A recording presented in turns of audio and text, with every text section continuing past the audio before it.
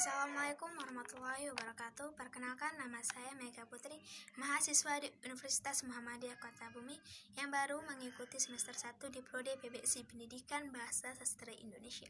Tujuan saya di sini akan menyampaikan materi-materi tentang lingguistik umum oleh Bapak Windo Diki Irawan SPD MPD. Nah, di sini saya akan menyampaikan materi-materi tersebut. Yang pertama, 1. Bahasa sebagai sistem adalah bahasa yang terdiri atas unsur-unsur atau komponen-komponen yang secara teratur tersusun menurut pola tertentu dan membentuk satu kesatuan. Materi kedua, bahasa sebagai lambang yang berwujud bunyi atau ujaran. Sebagai lembaga tertentu, ada yang dilambangkan di sini yaitu suatu pengertian, suatu konsep, ide, atau suatu pikiran yang ingin disampaikan dalam wujud bunyi itu. Karena lambang-lambang itu mengacu pada suatu konsep-konsep, ide atau pikiran, maka ikatan bahwa bahasa itu berbunyi makna. Materi ketiga, bahasa adalah bunyi. Maka seluruhnya dapat dikatakan bahwa bahasa adalah sistem lembaga bunyi, satuan bunyi yang dihasilkan oleh alat ucap. Dalam fonologi, bunyi bahasa diamati sebagai fonem. Secara umum, bunyi-bunyi dapat diklasifikasikan atas vokal, konsonan, dan semivokal. Materi keempat, bangsa itu bermakna karena bahasa sendiri menyampaikan kata dan setiap kata terikat pada makna. Bahasa dan bermakna dalam artinya meninggalkan makna tersendiri, baik bagi pendengar maupun penurunnya. Karena bahasa mampu membangun emosi di antara keduanya. Materi kelima, bahasa itu arbitrer.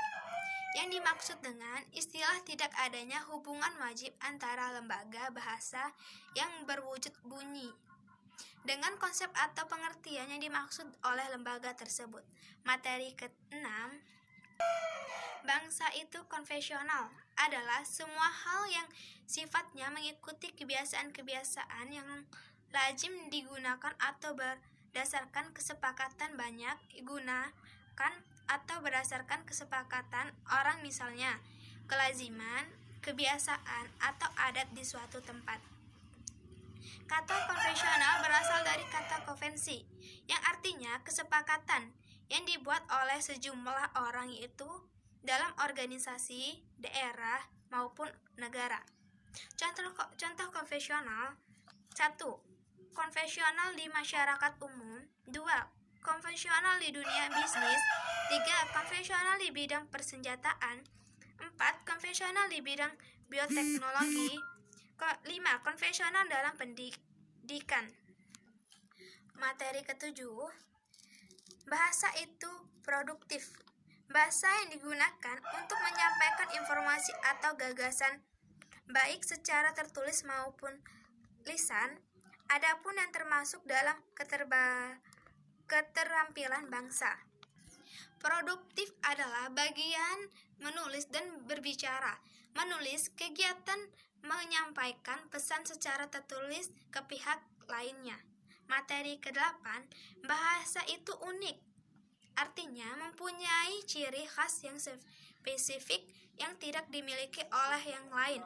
Setiap bahasa mempunyai ciri khas sendiri yang tidak dimiliki oleh bahasa lainnya. Ciri khas ini bisa menyangkut sistem bunyi, sistem membentuknya kata, sistem pembentukan kalimat, atau sistem lainnya. Salah satu keunikan bangsa adalah bahwa tekanan kata yang bersifat morfinis, melainkan sintaktis.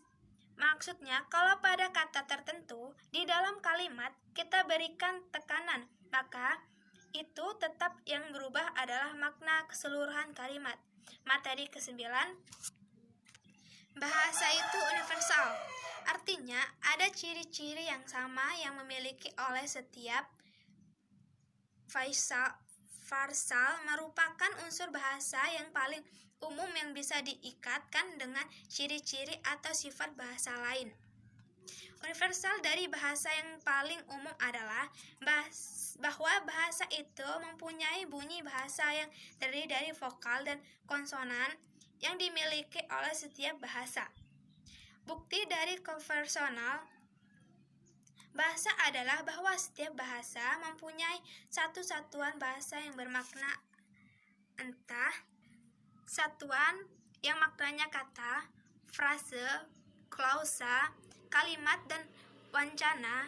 Bahasa yang berada dalam satu rumpunan atau subrumpun atau dalam juga memiliki oleh sebagian besar bahasa-bahasa yang ada di dunia ini.